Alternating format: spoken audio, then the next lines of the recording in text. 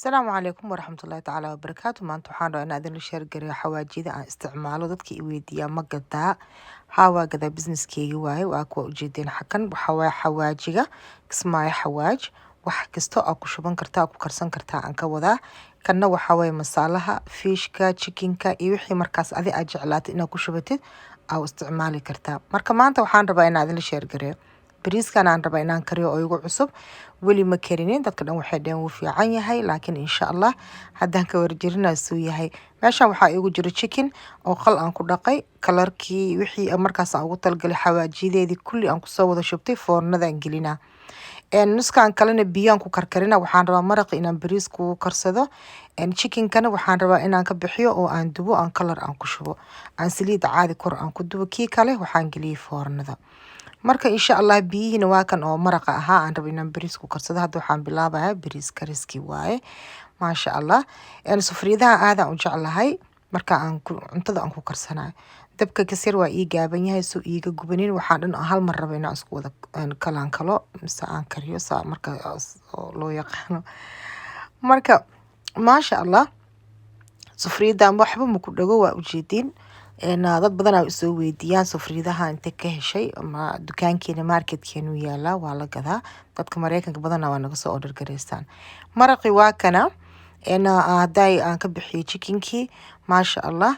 Bariiska maraqiisa diyaar waaye. Hadda waxaan ku shubanayaa bariiskii oo igu cusbaa aan maanta ku aan karinayo.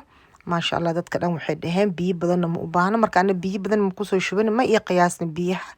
Maraq kale ii yaala oo sida hal bakeeri oo kale aan rabaa inaan gadaal kaga darsado. Haddii lacalo uu biyaha aan arko uu dhamaaday oo bariiska weli uu adag yahay, maasha Allah ma intii aan ugu talagalay leeyahay biyihii intii la deeqay. maasha Allah bariiska waa kan kasta yar waa hurinaya. Hadda waxaan rabaa inaan dubto bataatigii aan ugu talagalay inaan maanta aan ku qadeeno, aan qadada aan يعني bariiska korkiisa aan saaro. Basashina waa kana wixii markaas hadda oo loogu talagalay lagu cunayo dhanaan diyaariyay. Zabiibkii, digirtii wixii dhan waaye. Chickenkana chickenka haday waaye on biyaha aan ka karkariyay, on biyaha aan bariiska u isticmaalay waa dubay. Markaan dubay aan waxaan u isticmaalay red hot kana ujeedin aad iyo aad u macaan badan yahay. Hadda bariiskii aan furay waxaan ku darsanayaa kalarka waa kuwa ujeedaan.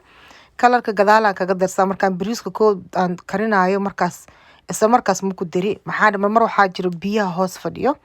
Markaa ku dartid waxaa laga yaabaa bariiska dhan hoos dhan inuu wax ka wada noqdo hal kalar, laakiin biyaha markuu saa uu ka gursado uu huuro hadaa furtid oo ku shubtid waxa waaye kalarka inta ugu talagashay intaas lagu ekaana. marka walaalaheyga bariiskan aad iyo aad ugu helay insha Allah biidhnillah. waxaan idin dhihi lahaa idinkana waa tijaabin kartaan.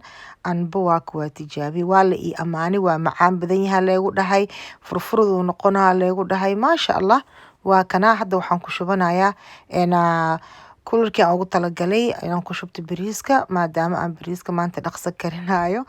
5 saac iyo bari hadda noo tahay. bariiska ogtiin ilmaha 7 saac meelahaas ay qadeeyaan. marka geedkan aan isticmaalayo ma iga qaboojinayo.